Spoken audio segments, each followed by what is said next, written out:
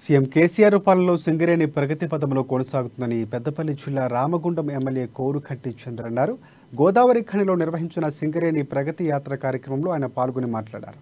తెలంగాణ దశాబ్ది వేడుకల్లో భాగంగా సింగరేణి అభివృద్ధిపై కార్మికులకు వివరించారు. అదేవిధంగా కార్మికులను కలిసి సమస్యలను అడిగి తెలుసుకున్నారాయన. రాష్ట్ర ఏర్పాటు అనంతరం సింగరేణి సంస్థను కాపాడుకున్నామని, తద్వారా 16,000 కారుణ్య నియామకాలు కల్పించుకున్నామని చెప్పారు. సింగరేణిని ప్రైవేటు పరం చేస్తే ఊరుకున్నది లేదని, కార్మికులంతా ఐక్యంగా ఉద్యమించాలని పిలుపునిచ్చారు.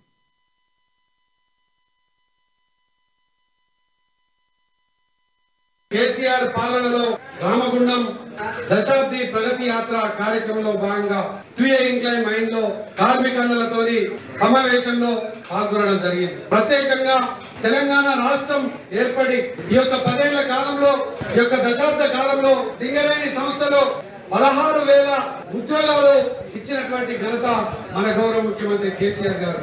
ఈ రోజు యువకులందరూ కూడా ఉద్యోగాలు చేస్తున్నటువంటి యొక్క సందర్భంగా యువకులంతా కూడా ఒక్కతాటిపైకి రావడం జరిగింది. ఇవాళ కాంగ్రెస్ బీజేపీ నాయకులు మాట్లాడుతున్నటువంటి మాటలను